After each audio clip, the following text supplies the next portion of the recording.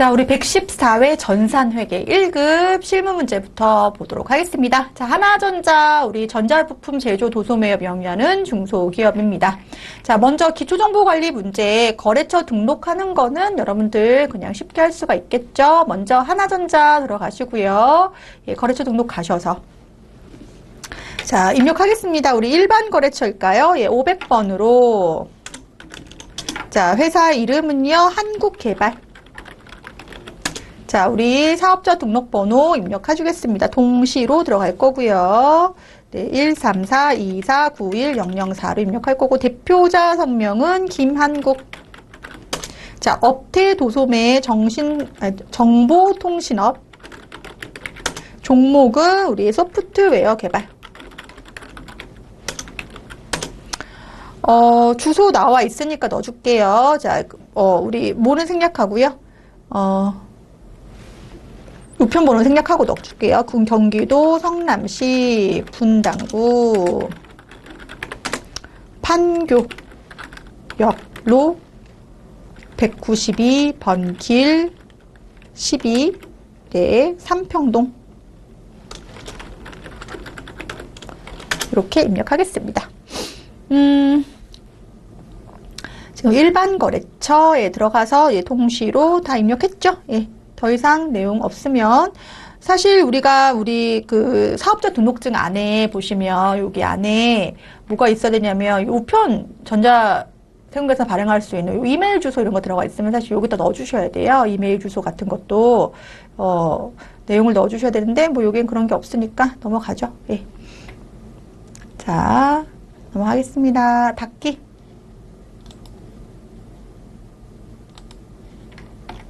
자, 우리 2번. 자, 계정 과목 및 적요 등록에 가가지고, 우리, 내용 등록하겠습니다.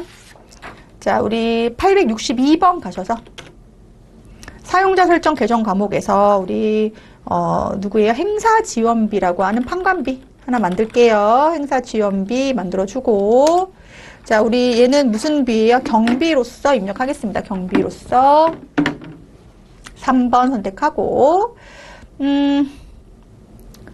지금 보시면 적요 입력하게 되어 있네요. 자, 현금 조교 1번 들어가서 행사 지원비 뭐 할 때? 현금 지급할 때 요 1번 쓰겠다. 자, 그리고 대체 적요, 예, 현금 지급이 아닌 경우에 행사 지원비 뭐 하겠다? 발행하겠다. 이렇게 입력하고 마무리. 예, 닫기 나오겠습니다. 그래서 이런 거는 여러분들 시험 문제 내는 이유는 여러분들이 기본적으로 이 프로그램을 세팅할 수 있는 능력을 보기 위함이다 라고 보시면 되겠고, 자, 그 다음에 여러분들 이 전기분 원가 명세서에서의 다음과 같은 오류가 발생했다 라고 되어 있습니다. 자, 해당 연도 전기에 자, 외상으로 매입한 부재료비 300만 원이 누락되었다. 자, 그러면 예, 뭐가 누락됐기 때문에 부재료비가 누락됐기 때문에 걔를 수정해주면 모두 바뀌는 거예요. 전기에서 발생한 전기에 해당되는 단기 제품 제조 원가가 달라지고, 요 제조 원가가 달라지니까 제품 제조 원가가 달라지니까 모두 달라지고, 매출 원가도 달라지고, 손익계산서에서 매출 원가 달라지니까 뭐가 달라지고, 단기 순이익이 달라지고, 그 다음에 뭐가 달라지고, 이익잉여금 처분, 계산서에서의 이익잉여금 처분이 달라져서 뭐가 달라지죠? 재무상태표에 2월 이익잉여금이 달라진다. 그래서 먼저 요거는 어디 가서 보셔야 돼요? 원가 명세서 가셔서 보셔야 되고, 요거는 어디에서? 손익계산서에서 달라지는 거고, 요거는 이익잉여금 처분 계산서에서, 요거는 우리 재무상태표에서 순서대로 흐름을 보셔야 돼요. 아, 원가가 달라지니까 판매하는 원가도 달라지겠구나. 판매하는 원가 달라지니까 기업의 당기순이익 달라지고, 당기순이익 달라지니까 기업의 자본의 이익잉여금 처분 가능액이 달라지고, 그리고 마무리가 되는 재무상태표의 자본 내역인 2월 이익잉여금과 동일하게 조정해줘야겠다라는 걸 보시면 되겠는데요. 자, 이때 유의하셔야 될 것은 이 문제가 좀 어려운 이유가 외상으로 매입했다는 얘기가 있어서 전체적으로 붕괴 자체가 누락됐다고 보셔야 돼요. 그래서 어떻게 돼야 되냐면 차변에 부재료비 얼마 300만 원 들어가면서 대변에 외상 매입금 300만 원이 들어가야 돼요. 그러면 얘는 부재료비는 요 원가란 말이죠. 근데 외상매입금 뭐예요? 예, 재무상태표의 부채라는 거죠. 그럼 요 두 개 다 누락된 거기 때문에 두 개 다 입력을 해줘야 되는 문제라서 조금 더 신경 써서 입력을 해야겠습니다. 그래서 여러분들 먼저 원가 명세서 가셔서 전기분이니까 여기 가셔야죠. 전기분 원가 명세서 가셔서 여기에서 부재료비를 넣어줘요. 부재료비. 자, 여기 300을 넣어주면 자, 지금 우리 부재료비가 단기로 넣어줘야 되죠. 단기 매입액인 거니까 얼마로? 300만 원 넣어줘요. 300. 그럼 확인 들어가죠. 그러면 뭐가 달라지면 재료비가 달라지면서 부재료비가 여기 들어가면서 요 단기 제품 제조원가가 요게 달라지죠. 그럼 요 금액을 적어 놓으셔야 돼요. 90, 250, 000을 적어 놓으시고 닫기 누르시면 돼요. 닫기. 그리고 어디 가셔야 돼요? 손익계산서 가셔서 뭐 들어가시라고요? 매출원가 들어가셔야 돼요. 그래서 방금 봤던 90, 25000을 여기다 입력하셔야죠. 바뀌었으니까. 90, 250 더하기로 바꿔주시면 매출원가 바뀌겠죠? 확인 눌러주면 금액 바뀌면서 우리가 확인할 건 또 뭐예요? 단기순이익이에요. 단기순이익. 78210, 000. 요건 안 적어 놓으셔도 돼요. 왜냐면 자동 반영되거든요. 어디에? 이익여금 처분계산서에. 그래서 예, 불러오기로 불러오면 금액이 바뀐 게 확인되실 거예요. 그쵸? 78110, 000 변경됐고 이거는 또 적어 놓으셔야 돼요. 90, 940, 000. 예, 요게 바로 어디로 간다? 미처분 이익여금이 바로 우리 프로그램상의 2월 이익여금으로 재무상태표에 반영된다. 그래서 재무상태표 요 금액이 얼마가 돼야 되고 90, 940 더하기가 돼야 되고 왜 대체 차익이 왜 내가 더 잘하려고 했는데 안 되지? 그러면 이거는 우리가 뭐를 놓쳤다는 거예요. 우리 아까 얘기했던 외상매입금을 놓쳤다는 거예요. 그래서 외상매입금에다 여기다가 얼마를 더해서 300을 더해서 9,000을 넣어주면서 마무리하는 문제다. 그래서 이게 조금 어려울 수도 있었겠다라고 보여집니다. 왜냐하면 또 처음에 이 문제 만났을 때 원래 우리 수능 볼 때도 국어가 어려워지면 그날 다른 과목도 망치는 것처럼 약간 이 문제에서 우리 학생들이 많이 흔들리죠. 예, 근데 이 문제는 그렇게 해석하면서 넘어가겠습니다. 자, 우리 전표 입력하는 문제로 가겠습니다. 닫기 누르고. 자, 7월 5일. 자, 확정 기여형 퇴직연금 납입액 140만 원. 자, 영업팀 직원들에 대한 거 중요하죠? 왜냐면 확정 기여형은 우리가 무슨 처리할 거니까? 비용 처리할 거니까. 확정 급여형 문제 나오면 퇴직연금 운용 자산 처리할 거지만 확정 기여형은 비용 처리한다. 보통 예금에서 납입하여 지급하였다. 자, 일반 전표 입력 몇 월 며칠 가셔서 7월 5일 가셔서 차변에 우리 퇴직급여 몇백 번대로 800번대로 입력하겠습니다. 자, 금액 확인할까요? 140만 원, 대변에 보통 예금 140만 원 입력. 자, 고운 상사에 7월 25일 외상 매출금 중 550은 약속원 받고 나머지는 보통 예금으로 받았다라고 되어 있습니다. 그러면 자, 날짜 확인하셔야 돼요. 몇 월 며칠 가셔서 25일 가셔서 자, 받은 거 그대로 입력하겠습니다. 받으러음 고운 상사 넣어주셔야 되고 자, 금액을 얼마 받았냐면 550 나머지라고 금액이 440이라고 나왔으니까 그대로 보통 예금 넣을게요. 440 그리고 이거 뭐 회수한 거래요? 대변에 외상 매출금 회수한 거다라고 990이라고 넣었는데 만약에 이 990 자체를 알고 싶다. 그러면 사실 어디 가면 되냐면 우리 거래처 원장 가셔서 우리 1월 1일부터 12월 31일 거래처 원장 가서 외상 매출금을 우리 고운에 대해서 조회를 해보면 사실 금액이 나와 있으면 여기 보시면 990이 있다가 지금 990이 대변으로 갔죠. 7월 25일에 방금 전표 입력한 거죠. 그럼 우리가 이 전표 입력 안 했다면 4월 1일 전표만 남아 있겠네요. 그럼 4월 1일 가시면 이 990만 원의 외상 매출금이 있다라고 확인이 되니까 990만 원 중에 550은 약속원 받고 나머지 440은 보통 예금 받았네가 이제 내용이 더 이해가 될 수 있죠. 근데 이 문제에서는 사실 가지 않아도 풀 수 있는 문제다. 자, 8월 30일 자금 부족으로 인하여 재원에 대한 받으러 온 500만 원을 만기 전에 우리가 만기까지 기다리면 5천만 원 받을 수 있는데 500이 아니라 5천. 할인 받았어요. 할인 받은 매각한 거죠. 매각. 자, 그러면 500만 원 차감하고 나머지만 받았다. 그럼 이 차감한 할인료를 매출 채권 처분 손실 900번대 처리합니다. 자, 우리 날짜 8월 30일 가셔서 대변에 매각 거래 받으러 온 재원 넣어주시고요. 자, 금액이 얼마입니까? 5천. 차변에 우리 매출 채권 처분 손실 900번대 처리할게요. 자, 금액이 얼마냐면 500. 나머지 금액은 뭐로 우리 받았어요? 보통 예금으로 수취하였다. 4,500만 원 이렇게 처리하겠습니다. 자, 4번 단기 투자 목적으로 보유하고 있던 미약건설의 주식으로부터 배당금이 확정되어 보통 예금으로 입금되었다. 자, 우리 이제 배당금 관련된 문제에서 현금으로 수취한 거는 배당금 수익 처리하시면 되고, 만약에 배당금이 확정됐다라고 하면 차변에 미수금 처리하면서 배당금 수익 처리하면 되죠. 다만 우리 그 주식 배당 받은 것은 배당금 수익 처리하지 않고 주식 수만 올려준다. 기억나실까요? 몇 월 며칠 가셔서 10월 3일 가셔서 차변에 보통 예금 금액 얼마? 230만 원. 대변에 배당금 수익 얼마? 230만 원 처리하겠습니다.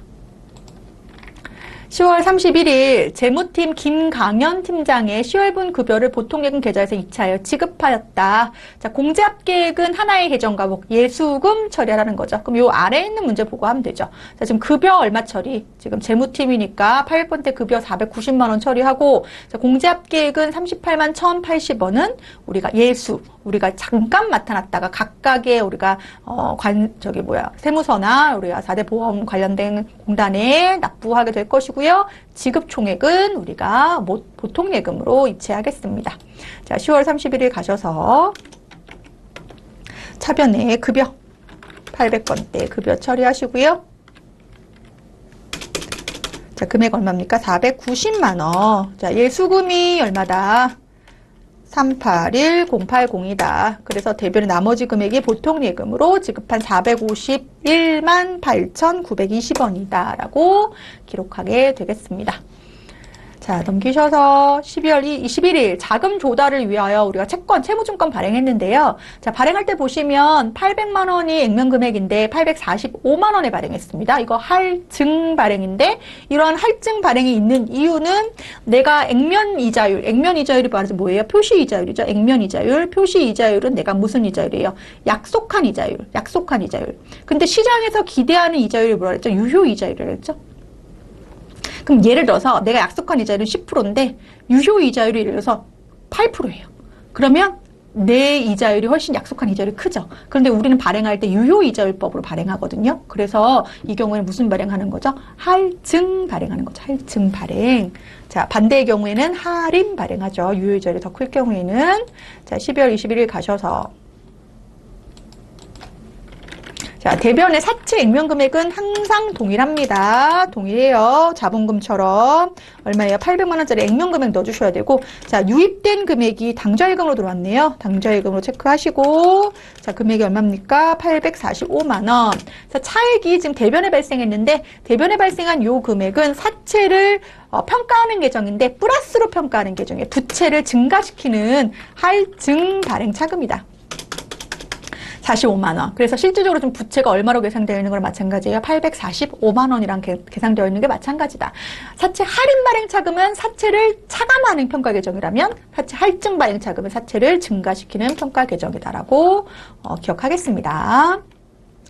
자, 여기까지 메인 매출, 일반 전표 입력했고요. 자, 이번에 메인 매출 전표로 바로 넘어갑니다.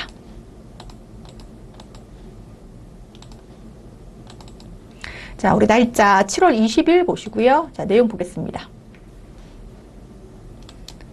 자, 미국 소재 법인 엔비디아인가요? 예, 직수출하는 선적을 완료하였다. 직수출 몇 번? 16번. 수출 대금 5,000달러를 차후에 받기로 했는데요.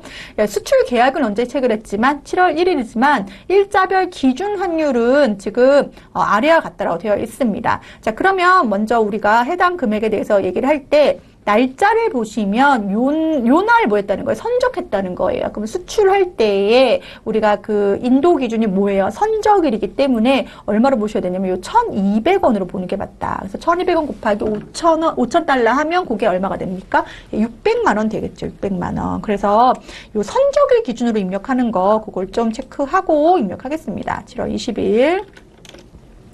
자, 우리가 직수출했기 때문에 몇 번으로? 16번으로 입력하겠습니다. 자, 품목은 우리의 제품이고요. 자, 금액 그대로 얼마로? 600만 원으로 입력하시고, 자, 코드는 NVIDIA.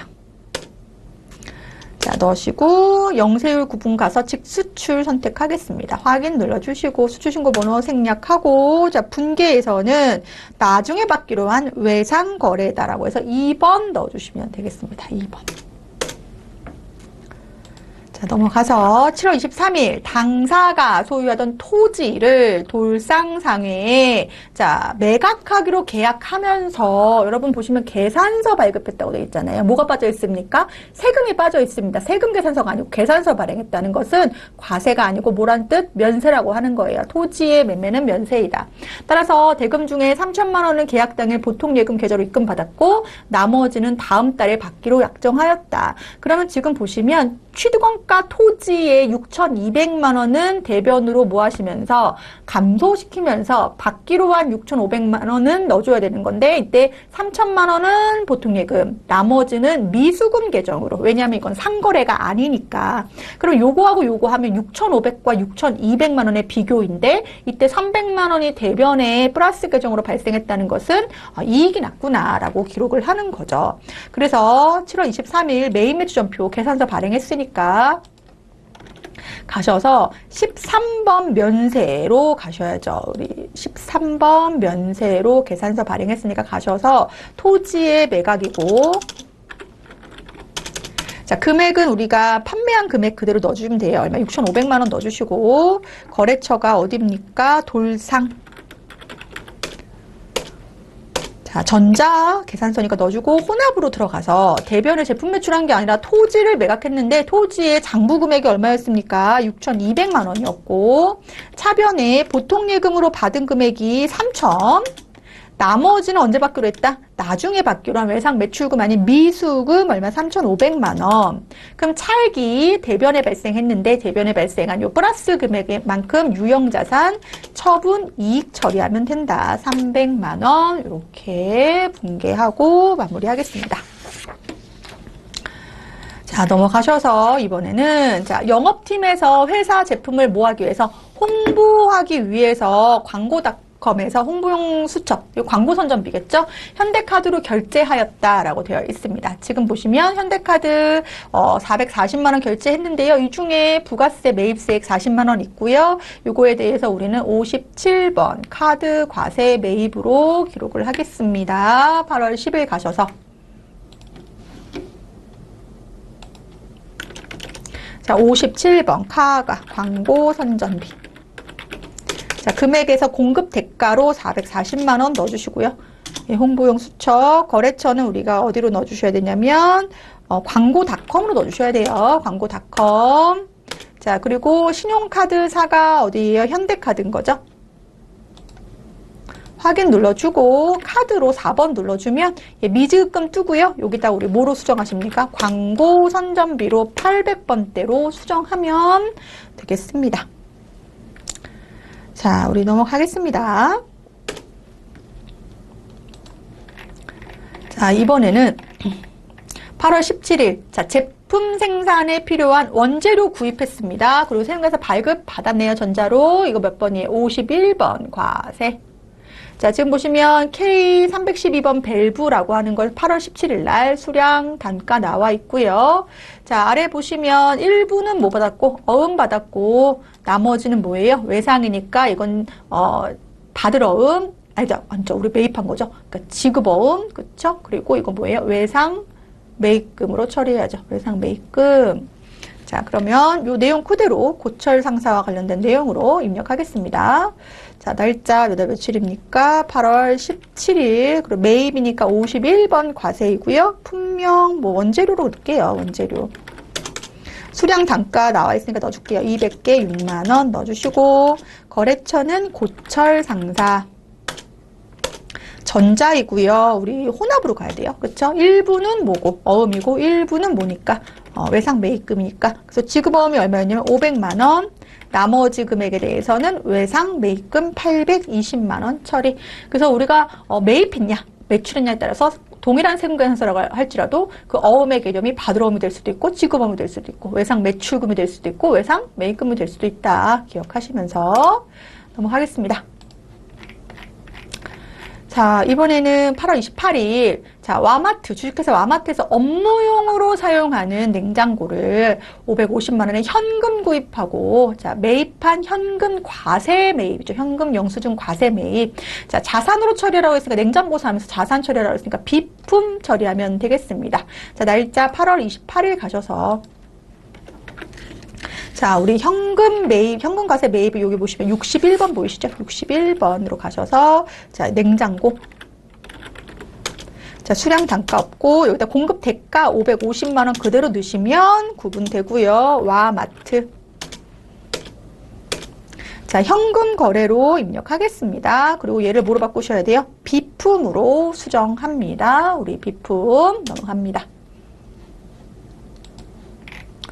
자, 이번에는 우리 11월 8일 자, 대표이사 김영순의 호텔 결혼식장 대관료라고 되어 있으면서 업무 관련성 없음. 당사는 보통예금 계좌에서 이체하여 지급하였고 아래의 전자사용계산서를 수취하였다. 자, 먼저 전자사용계산서를 수취를 하고 또 뭘 해야 돼요? 불공 내역이 있을 때 우리는 54번 불공으로 입력합니다. 자, 불공 사유는 여러분들이 기본적으로 좀 외우고 계셔야 되는데, 아리까리하다 하면 여기에 부가가치 가보시면, 원래는 뭐가 있어야 되냐면, 매입세 불공제 내역에 관련된 명세서가 있어야 되는데, 우리 안 뜨죠. 예. 금방 착각했네요. 그래서 외우고 계셔야 됩니다. 예, 뭐가 있습니까? 사업과 무관한 지출, 비용 없는 소형승용차, 개별 소비세 대상, 1000cc를 넘는 거, 그쵸? 안 되고, 관련된 뭐 취득가액, 또 모두 안 되죠? 좀 적어볼까요? 오랜만에. 불공 내역. 대표적으로 사업과 무관한 거. 물론 세금계산서 중에 우리 필요적 기재사항이 없는 거. 계산서.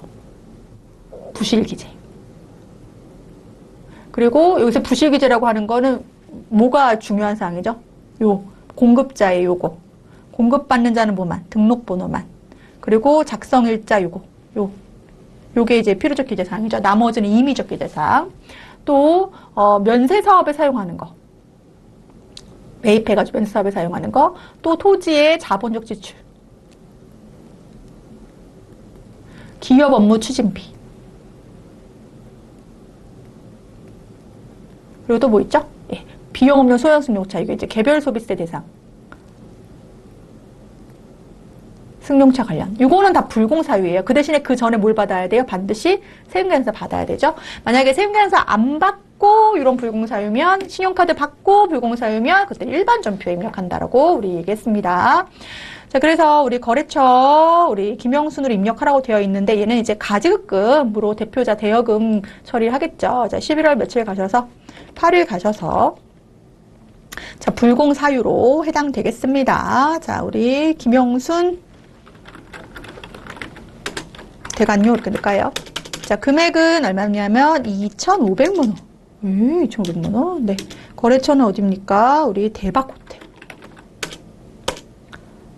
자, 전자로 들어가시고. 예. 불공제 사유는 사업과 관련 없는 지출 맞고요. 자, 혼합으로 가셔서 여기를 차변을 뭐로 바꾼다고요? 가지급금.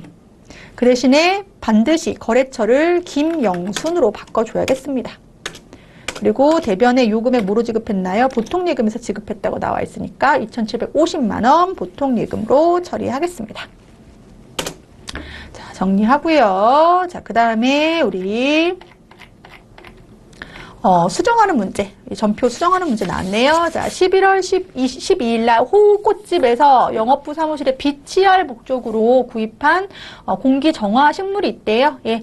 지금 10만 원을 보통예금으로 송금하고 계산서 받았는데 세금계산서 처리했대요. 이거 꽃은 면세 품목이잖아요. 예. 그러면 매입매출 전표 가볼까요? 몇 월 며칠 11월 12일 가셔서 지금 보시면 이렇게 되어 있습니다. 예.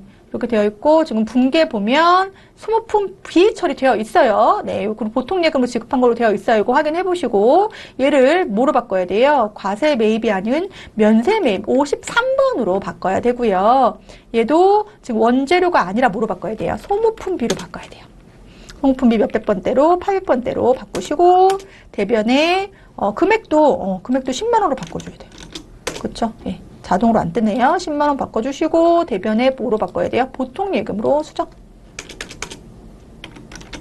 보통 예금 10만 원 이렇게 정리하는 문제. 그래서 지금 유형 변경하면 여기 아래에 있는 분계까지도 잘 보시고 수정하셔야 된다는 거 기억을 하고 넘어가겠습니다. 자, 이번에는 12월 12일 본사 건물에 엘리베이터 설치하고 베스트 디자인에 지급한 8,800만 원. 비용 처리했는데 이거 자본적 지출 처리래요. 그럼 자산 처리해야 된다는 거잖아요. 자, 그럼 12월 12일 가볼까요? 자, 요 과세는 괜찮아요. 그쵸? 예. 근데 여기 분계에서 이게 수선비가 아니라 해당 건물 처리해야 된다는 거니까 요것만 수정하면 되겠네요. 여러분들 건물 처리. 예. 여러분들 F2 이용하셔서 여기다가 건물. 그래서 이렇게 건물로 처리하고 마무리하면 되는 문제. 다른 거는 동일하다라고 보면 되겠습니다. 자, 마지막까지 엔터로 저장. 자, 닫기 합니다. 자, 우리 결산 문제 가겠습니다. 결산. 자, 단기 중 단기 시세 차익을 목적으로 눈사람의 주식 100주를 1,000만 원에 취득하였으나 지금 현재 1,250이래요. 그러면 우리 정보 이용자들한테는 1,250만 원이라고 써주는 게 훨씬 좋은 정보다. 그걸 반영하겠다. 어디에다가? 우리 공정가치로 반영한다. 12월 31일자로. 그래서 차변에 단기 매매 증권. 자, 지금 장부에는 1,000만 원으로 써 있는데 1,250이니까 얼마만? 250만 원만 추가로 우리가 장부에 반영하겠다. 이게 단기매매증권 뭐가 됩니까? 평가 이익이 되는 것이고요. 자, 기말 결산 현재, 자, 미국의 GOD사에서, 자, 장기대여금 2,000만 원이 계상되어 있다. 장부에 있다는 뜻이에요. 자, 장부 금액은 210만 원이다. 라고 되어 있어요. 그 얘기는 환율로 환가했을 때 그 당시에, 자, 2,100만 원. 자, 2,100만 원 맞나? 210만 원. 210만 원. 나누기 2,000달러 하면 그때는 환율이 얼마였다는 거예요? 1,050원이었다는 거예요. 1,050원. 그런데 얼마예요? 기준 환율이 1,120원이에요. 이 차이가 플러스 70원이 된 거죠. 70원. 그러면 2,000달러 곱하기 70원만큼이 지금 뭐 한 거예요? 대여금이 지금 증가한 거예요. 대여금은 내가 모아준 돈이죠. 빌려준 나의 자산이니까 나중에 회수할 금액도 커지겠죠. 그래서 2,000달러 곱하기 70원 하면 얼마가 되고 14만 원이 되고, 자, 외화 환산 이익으로서 환산은 뭐 한 거예요? 평가해 본 거죠. 지금 환율이 좀 달라졌네. 이 정도 더 받을 수 있을 것 같은데 라고 장부에 14만 원을 추가로 더 계상하게 됩니다. 자, 결산 자료 입력하셔서 우리 차변에 우리 장기대여금이었죠. 장기대여금. 자, 미국의 네, GOD 넣어주시고, 자, 얼마였어요? 우리 14만 원. 네, 14만 원 넣어주시고, 대변에 이거 외화 환산해 본 거죠. 이익이. 환산 이익 얼마? 14만 원. 자, 기말 현재 당기분 법인세가 1,500만 원 산출됐는데요. 관련 회계 처리하시오라고 되어 있습니다. 자, 지금 보시면 우리가 내일 세금 법인세 계산해 보니까 한 1,500 정도 있는데, 자, 중간 예납 내가 그리고 이자 소득에 대한 원천 징수. 그럼 이건 내가 뭐 한 거 있다는 거예요? 납부한 세액이 있다는 거고 선납 세금이죠. 이 선납 세금이 얼마로 되어 있습니까? 570하고 130 해서 얼마가 되어 있어요? 700이 있다고 되어 있는 거고, 요거는 여러분들 결산자료 입력 가서 1,500 중에 700은 냈고 내가 나머지 800만 내면 된다라고 기록하는 우리 그 칸이 있잖아요. 예, 거기 가서 입력하겠습니다. 결산자료 입력 가셔서 자동으로 반영하겠습니다. 결산자료 입력 1월부터 12월 가셔서 맨 아래 법인세를 항상 맨 아래 보시면, 자, 지금 선납세금 700 여기 나와 있는 거 그대로 넣어주시고, 근데 우리가 내야 될 세금이 얼마라고요? 1,500이라고요. 그럼 1,500에서 700 뺀 얼마에 대해서 800에 대해서 넣어주면 1,500이구나 라고 나오고, 요 금액을 그대로 두면 안 되고 전표 추가까지 반드시 해주셔야지 요 내용이 우리 일반 전표 입력 몇 월 며칠에 12월 31일에 이렇게 반영이 자동으로 된다라는 거죠. 자, 여기까지 해서 결산까지 마무리하면서 우리 장부 조회하겠습니다. 자, 3월에 발생한 판관비 중에 발생이 가장 적은 과목은 이라고 되어 있는데요. 자, 3월 중 이런 표현이 있으니까 장부에서 우리 월계표 한번 가볼까요? 월계표 눌러주시고 3월부터 3월 조회하시고 판관비 중이라고 되어 있잖아요. 그럼 판관비에 있는 카테고리 가보시면, 자, 가장 적은 거라고 되어 있는데 지금 급여부터 어디까지 보시면 돼요? 이 소모품비까지 보시면 돼요. 있죠. 자, 금액이 가장 적은 거는 우리 기업 업무 추진비 5만 원이 제일 작죠? 네, 제일 작습니다. 그래서 기업 업무 추진비라고 적으시면 되고 금액 5만 원까지.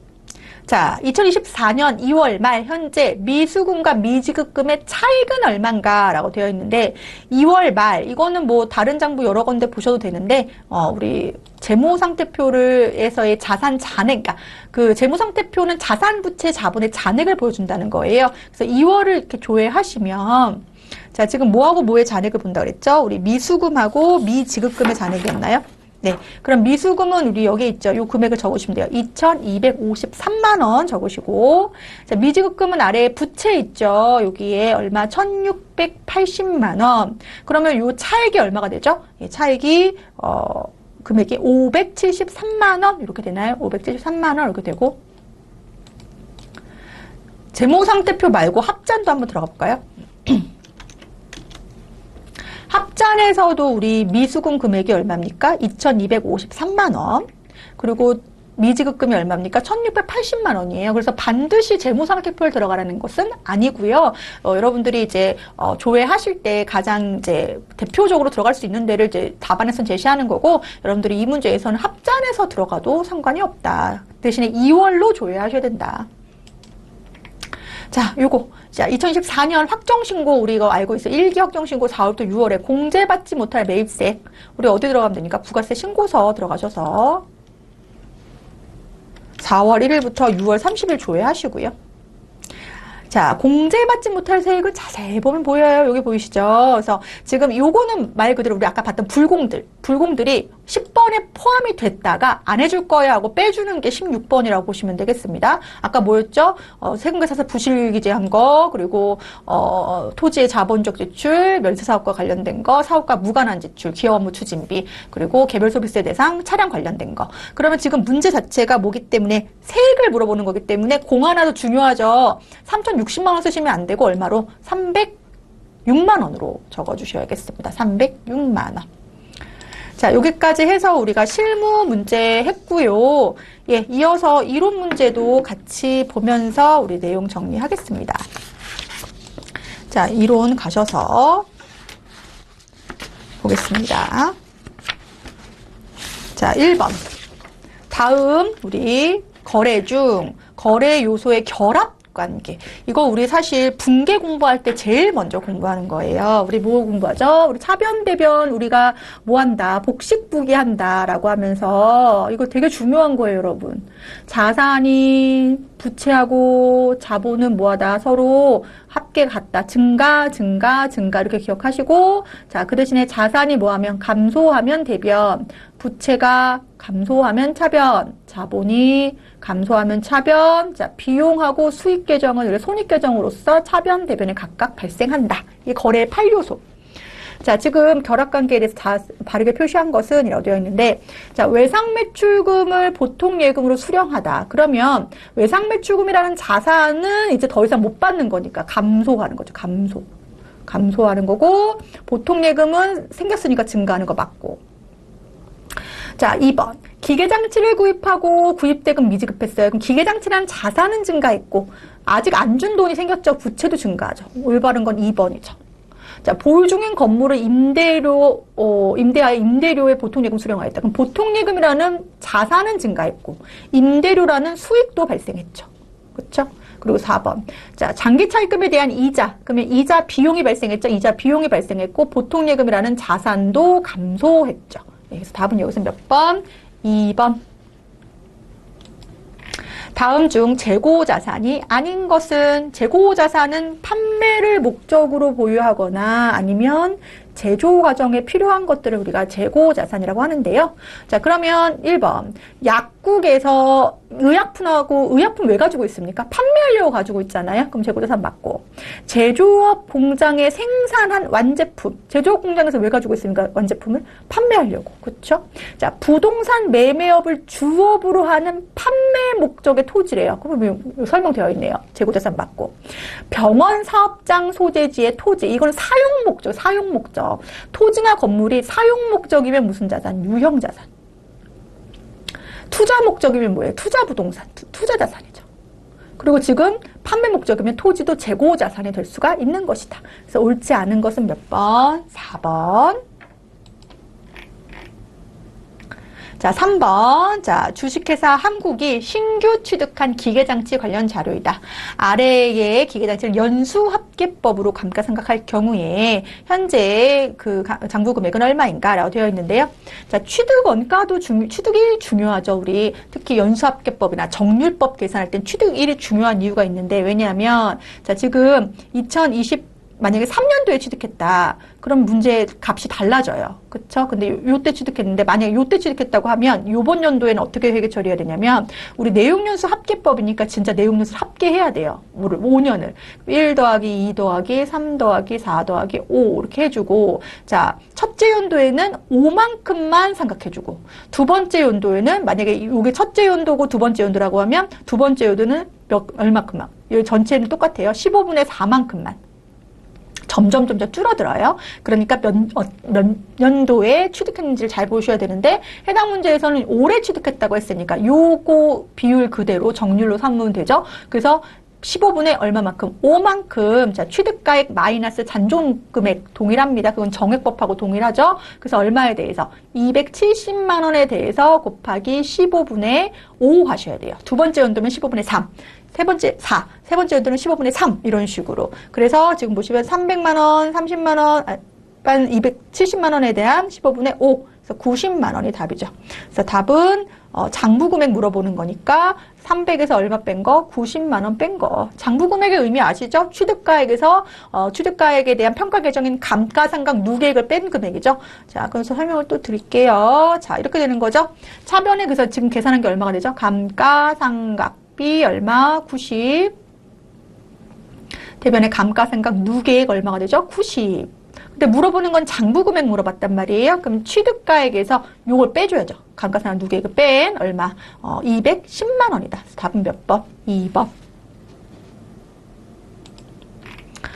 자, 다음 주식회사 서울의 단기 지출 내역 중 일부이다. 아래의 자료에서 무형자산으로 기록할 수 있는 금액은 제 회계학에서 사실 지금과 같은 무형자산 지식경영의 시대에서 이 무형자산 계산하는 문제가 굉장히 어려운 이슈인데요. 자, 기본적으로 우리가 단계를 연구 단계이냐, 자, 개발 단계이냐로 구분하고 이 연구 단계는 보통 이제 탐색하는 과정을 얘기해요. 그래서 이거는 약간 미래의 효익이나 이런 게 불확실해요. 그럼 여기서 발생하는 연구비는 비용 처리하고 자, 개발 단계에 들어섰다는 건 뭔가 뭐 해야 되는 거예요? 뭔가 눈에 보이기 시작했다는 뜻이고 여기에서 이제 미래 효익의 예상이 분명하다. 이제 샘플도 나오고 생산만 하면 된다. 그러면 그때는 이제 무형자산 개발비 처리할 수 있죠. 그렇지 않으면 걔도 뭐가 되는 거예요? 비용 처리하는 거죠. 그래서 여기서 이렇게 비용 처리하는 걸 뭐라고 하죠? 이런 걸 합쳐서 경상 연구 개발비라고 하죠. 자, 그러면 무형자산을 기록할 수 있는 걸 체크해보면, 자, 먼저, 특허권 취득비용. 이거 대표적인 산업재산권이니까 무형자산 취득, 등록할 수 있고, 요거죠. 연구 단계에서 발생한 재료, 연구 단계.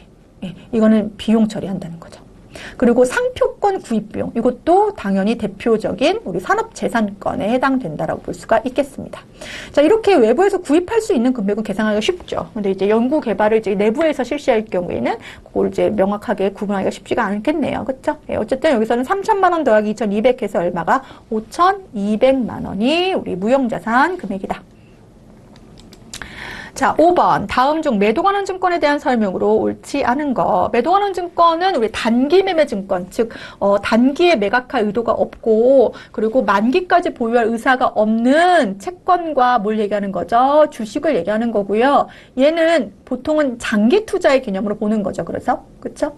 자, 그러면 먼저 기말평가손익의 개념. 기말평가손익이라고 하는 것은 얘도 공정가치로 뭐 한다고 했습니까? 평가한다. 자, 무슨 얘기입니까? 매도가능 증권도 내가 취득했을 때 1,000원이었는데 요즘 11월 31일 현재 1,500원 한다? 그러면 우리 정보 이용자들한테는 얘는 무슨 목적이기 때문에? 투자 목적이기 때문에 1,500원이라고 알려주는 게 더 좋은 정보다. 그래서 500원을 우리가 무슨 처리합니까? 평가손익 처리하죠. 평가이익 처리할 수 있겠죠.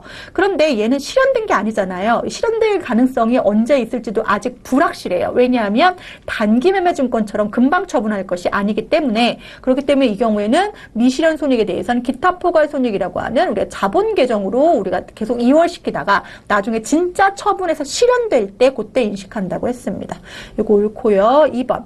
취득 시 발생한 수수료 단기 비용 처리한다? 아니요. 단기 비용 처리하는 건 누구에 대한 설명입니까? 단기 매매 증권은 단기 비용 처리하는데 얘만 특이하다고 그랬잖아요. 우리가 자산을 취득할 때 취득 부대 비용을 비용 처리하는 거는 단기 매매 증권이 특이한 거고, 다른 자산은 취득할 때 발생한 부대 비용이 있으면 다 취득 원가에 포함을 시킨다고 했습니다. 그래서 옳지 않은 것은 2번. 처분 시 발생한 처분 손익은 실현된 거니까 단기 손익 맞고요. 보유 목적에 따라서, 자, 아까 투자 목적이라고 했는데 투자 자산이라고 하는 건 비유동 자산이에요. 근데 투자 목적이어도 1년 이내에 현금화할 목적이 있으면 단기 투자 자산이 되는 것이고, 이 단기 투자 자산은 당좌 자산 카테고리 안에 듭니다. 왜냐하면 유동 자산이 뭐밖에 없어요? 당좌 아니면 재고밖에 없어요. 그리고 비유동 자산이 뭐가 있습니까? 비유동 자산이 투자 자산, 유형 자산, 무형 자산, 기타 비유동 자산 이렇게 있잖아요. 그러면 여기 카테고리에 있는 것도 있고 여기 카테고리에 있는 것도 있다는 거예요. 근데 시험 문제에서는 요 178번 위주로만 시험 문제 나오기 때문에 요 문장이 낯설 수도 있겠지만, 우리가 매도 가능 증권에 대해서도 원래 투자 자산이었다도 을로 1년 이내에 팔 목적으로 구분될 수도 있기 때문에 요거는 4번은 맞는 문장입니다. 자, 6번. 자, 채권 관련 계정의 차감적 평가 항목으로 옳은 것은, 자, 채권 관련 계정이에요. 자, 감가상각 누계액은 차감적 평가 계정 맞는데 뭐에 대한? 유형자산에 대한 차감적 평가 계정이고, 재고자산 평가 충당금은 재고자산에 대한 차감적 평가 계정이고, 사채 할인 발행 차금은 사채에 대한 거, 대손 충당금은 매출 채권이나 기타 채권에 대한 거죠. 예, 그래서 채권에 대한 거는 답은 몇 번? 4번. 이건 계정 과목 표 가도 사실 뭐 볼 수는 있죠. 여기 가셔서 보시면 여기 대손 충당금 이런 거 있잖아요. 이런 거. 이거 다 차감으로 되어 있고, 여기 있는 채권이잖아요. 얘네가. 예, 다 채권. 네. 이런 것도 좀 보실 수 있으면 좋겠네요. 그쵸? 예. 넘어가겠습니다. 요것도 사실 자본잉여금도 여기서 보시면 되죠. 어디서? 우리 계정 과목표 방금 들어갔던 데서. 그쵸? 계정 과목표 가셔서 자본잉여금 왼쪽에서 뭐 하시면 돼요? 클릭하면 이게 나와 있는 게 자본잉여금 카테고리 안에 들어가 있는 것들. 근데 주주와의 거래에서, 자, 지금 잉여된 것들, 주식 발행, 초과금, 감자 차익 가라. 답은 1번이고, 자기주식 처분 손실이나 주식 할인 발행 차금은 주주와의 거래이긴 하지만 우리가 마이너스 계정이기 때문에 자본 조정 항목이다. 자, 그리고 현금 배당과 관련된 회계 처리이다. 아래 괄호 안에 각각 들어갈 일자. 자, 지금 보시면 문제 좀 어려우실까요? 자, 지금 미지급 배당금은 우리가 뭘 주게 된 거냐면 현금 배당을 주게 된 거고요.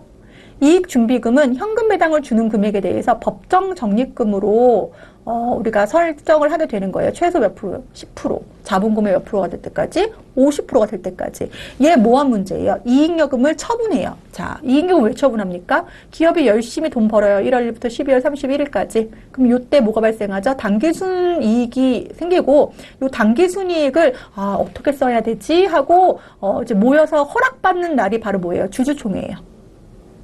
뭐 그 전에 뭐 이사회 결의도 있겠지만 주주총회에서 얘 어떻게 쓰지 하고 허락받아요. 그럼 당기순이익이 어디로 간다고 했습니까? 이익잉여금으로 간다고 했잖아요. 그럼 이익잉여금을 처분한다는 표현은 이 주주총회 결의일날 이루어지는 거예요. 이걸 배당 결의라고 합니다. 배당 결의. 요 날이 아니라 요 날, 보통 2월이나 3월에 당연히 3월 31일 전에 이루어지니까 2월 말이나 3월 중순까지는 이루어진다고 봅니다. 자, 그런 다음에 실질적으로 뭐 하게 되면 줘야죠. 그러니까 부채로 잡았다가 줘야겠죠? 그러니까 배당 지급일이 되겠죠. 그래서 답은 몇 번? 3번. 자, 9번. 자, 원가 행태에 따른 분류에 해당하는 거, 원가 행태. 자, 우리 그래프로 배웠던 거 있죠? 예. 요거는 변동원가. 요거는 고정원가. 자, 중간부터 가는 거는 준변동원가. 이렇게 계단식으로 가는 건 준고정원가. 요게 바로 원가 행태에 따른 분류니까 답은 몇 번? 1번. 자, 다음은 제조업을 영위하는 주식회사 인천의 단기 원가 자료이다. 총제조 원가. 총제조 원가는 3총사죠. 재료비, 직접 재료비, 직접 노무비, 뭐까지 제조 간접비까지 합산한 거를 단기 총제조원가라고 하고, 요 단기 총제조원가는 결국 단기에 투입된 원가를 의미하는 건데요. 자, 단기에 투입한 원가가 얼마인지 모르는 상황에서, 자, 제공품, 기초제공품이 얼마가 넘어온 게 있습니까? 지금 기말 기초재고자산 없다고요? 예, 없네요. 기초재고자산 없고요. 기말은 얼마? 30만 원. 자, 지금 얼마가 투입된지 모르는데 안 만들어진 게 30만 원이에요. 그럼 만들어진 게 바로 뭐예요? 단기 제품이 이번에 만들어진 거죠. 그 제품으로 가보죠. 기말 제품이 안 팔린 게 50만 원 있고, 자, 팔린 게 얼마치 있대요? 200만 원어치. 그러면 이번에 만든 게 얼마인지 모른다고 하더라도 기초가 없다고 했으니까 이번에 만든 게 얼마예요? 250만 원어치 만들었으니까 팔린 게 200이고 안 팔린 게 50인 거죠. 그럼 250이 다시 일로 오죠? 그러면 전체 얼마에 대해서 280에 대해서 우리가 투입했고 이렇게 되는 거죠. 그래서 투입한 얼마 중에서 280 중에 완성된 게 250, 완성 안 된 게 30이었는데 완성된 250 중에 200이 팔렸고 50이 안 팔렸다. 이렇게 볼 수 있는 거죠. 그래서 답은 몇 번? 4번.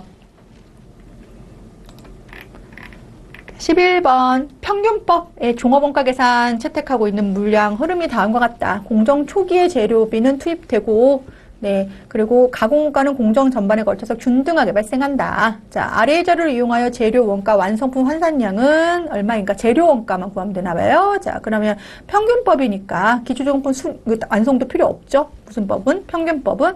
요게 필요한 건 뭐예요? 선입선출법. 자, 기초 몇 개가 1000개가 넘어왔고 단기에 착수량이 10,000개예요. 그러면 11,000개 중에 이렇게 되는 거죠. 완성된 게 얼마고 8,000개고 완성 안 된 게 얼마예요? 3,000개. 몇 프로? 60%. 그럼 얘도 이번에 완성된 걸로, 이번에 투입된 걸로 본다 그랬어요. 얘도. 그렇기 때문에 8,000개는 이번에 투입됐고, 자, 지금, 재료 원가는 공정 초기에 투입된다 했기 때문에 얘는 60%밖에 진행이 안 됐다고 하더라도 공정은 초기에 이미 다 지난 거죠. 몇 개에 대해서는. 3,000개에 대해서는. 그래서 11,000개 모두가, 재료 원가에 대한 환산량이 되는 것이고, 만약에 문제가 가공비 원가 구하면 그때는 이제 8,000개에다가 60% 3,000개, 1,800개에서 9,800개가 되겠죠. 그때는. 요거는 뭐에 대한 거예요? 가공비 환산량에 대한 거고 재료비는 다 투입됐기 때문에 전체에 대해서 계산할 수 있겠다. 그래서 답은 몇 번? 4번. 12번. 우리 개별원가 계산에 대한 설명. 이건 이제 종합원가 계산하고 같이 비교하면서 문제 봐야 돼요. 그쵸? 그래서 개별원가 계산은 주문식 생산 방식에 적합한 개별적인 원가 계산 방법이고, 여기서 중요한 것은 뭐였어요? 간접비 배부를 어떻게 합리적으로 할 것인가. 그래서 배부 기준을 인과관계에 의해서 제대로 해야 한다. 뭐 이런 거였습니다. 자, 1번 볼까요? 항공기 제조업, 건설업, 대표적인 개별원가 계산에 적합한 업종이죠. 2번, 제품 원가를 제조 공정별로 집계한 후 생산량으로 나누어 원가 계산하는 거. 이거 대표적인 종합원가 계산에 대한 설명입니다. 종합원가 계산은 공정별 원가 계산이에요. 공정별. 그래서 공정별로 대량 생산한 걸 한꺼번에 계산을 해서 나중에 개수로 나누어주는 방법이기 때문에 옳지 않은 것은 2번이고요. 아까 얘기한 대로 간접원가의 배분이 중요하기 때문에 직접원가와 간접원가의 구분이 중요하고요. 종합원가 계산의 경우에는 재료비와 가공원가로 구분하는 게 중요하죠. 왜냐하면 투입 시기가 다르기 때문에 보통은 재료비 먼저 투입하고 그 다음에 농업비, 제조간접비 투입하기 때문에 또 단일 종류의 제품을 대량으로 생산하는 업종에는 종합원가 계산이 적합하겠죠. 자, 13번 다음 중 우리나라의 부가가치세법의 특징으로 틀린 거. 네. 국세죠. 전단계 세액공제법 맞죠? 거래공제법 아니고 다단계 거래세도 맞고요. 그래서 거래의 빈도가 많으면 많을수록 유통 구조가 복잡할수록 부가가치세가 계속 붙는 구조이다. 인세는 아니죠. 인세는 어떠한 조세를 부담하는 자의 인적사항을 고려하는 건데 우리는 부가가치세법은 소비세이기 때문에 누가 그 물건을 사는지에 대한 내용을 우리가 파악하기가 어렵다. 그래서 부가가치세는 뭐이고 물세이고 인세의 대표적인 게 우리가 배우는 소득세하고 법인세라고 보시면 되겠습니다. 답은 틀린 것은 2번. 자, 14번. 다음 중 부가가치세법상 주된 사업에 부수되는 재화 용역의 공급으로서 면세 대상이 아닌 것은, 자, 주된 사업에 부수되는 재화 용역의 공급에서 우리가 보통은 과세 사업이면 그 해당하는 게 뭐라고 할지라도 면세라고 할지라도 과세. 면세면 당연히 뭐가 돼요? 면세면 면세가 당연히 면세가 되고. 자, 면세가 뭐를 부수되는 게 뭐냐면 과세면 면세. 면세가 했죠? 예. 그리고 과세가 과세면 과세고. 그렇죠? 과세가 과세면 과세. 이렇게 봅니다. 주된 사업으로 간다고 보는 건데요. 아닌 것은 이라고 되어 있는데, 자, 왜 아닌 것은으로 들어가 있냐면, 어쩌다 한번 발생하는 거에 대해서는 무조건 면세예요. 그러니까 일시적인 거. 자, 그럼 이 경우에 어떻게 되나요? 자, 지금 여기에서 원래는 과세 플러스 과세는 과세고, 과세 플러스 면세는 과세이고, 면세 플러스 면세는 면세고, 면세 플러스 과세는 면세. 다 주된 사업을 따라갔었는데, 만약에 과세 플러스 면세면 뭐가 되는 거예요? 면세. 면세 플러스 과세면 뭐가 되는 거예요? 면세. 이렇게 되는 거죠. 그래서 면세 대상이 아닌 것이라고 되어 있죠. 그래서 은행업이 면세잖아요. 면세. 그래서 면세 사업자가 매각한 거는 면세예요. 면세 사업자가 매각한 거는 뭐가 돼요? 면세. 자, 약국도 면세죠. 약국도 면세인데 겸용사업자긴 하죠. 사실은 겸용. 근데 면세에 대해 매출에 해당하는 영업권이라고 되어 있으니까 면세에 대한 과세도 뭐예요? 면세. 가구 제조업을 영위하는 사람은 과세예요. 근데 부동산을 뭐 했어요? 매각했어요. 부동산 중에 뭐를? 토지는 뭐예요? 면세예요. 그래서 과세 사업을 영위하는 경우에 면세를 뭐 했기 때문에 거래를 했기 때문에 이 경우에는 일시적인 경우에는 뭐예요? 면세예요. 면세. 자, 그리고 부동산 임대사업자가 매각한 부동산 임대사업자는 과세죠. 예. 근데 사업용 건물은 상가 건물은 과세잖아요. 예. 과세는 뭐예요? 과세 대상이다. 답은 몇 번? 4번. 자, 15번. 다음 중 부가가치세법상 아래 괄호 안에 공통으로 들어갈 내용. 자, 부가가치세 매출세액은 괄호에 세율을 곱하여 계산한다. 우리가 이제 요구에서 나와야 될 단어는 과세표준에다가 뭐 곱합니까? 곱하기 세율을 곱하죠. 10%. 그러면 뭐가 되죠? 네. 납부세액이, 매출세액이라고 하죠. 매출세액. 매출세액에서 뭐 빼죠? 매입세액 빼죠. 그러면 납부세액이 나오죠. 그래서 매출세액은 과세표준에 10%를 곱하는 걸 얘기하는 거고요. 재화 또는 용역의 공급에 대한 부가가치세의 과세표준은 과세기간에 공급한 재화 용역의 공급가액을 보통 과세표준이라고 하죠. 그렇죠? 아니면 공급가액이 없는 경우에 시가가 과세표준이 되고, 재화의 수입에 대한 부가가치세의 과세표준은 해당 관세의 과세 가격뿐만 아니라 관세, 개별 소비세, 주세, 그 기타 이 부가세들을 다 모한 금액으로 합한 금액으로 과세표준을 곱하고 10%를 과세표준의 10%를 곱하게 된다. 그래서 여기서의 답은 몇 번? 요 3번 과세표준으로 체크하겠습니다. 자, 여기까지 해서 우리 114회 전산회계 1급 기출문제 마무리하겠습니다. 수고하셨습니다.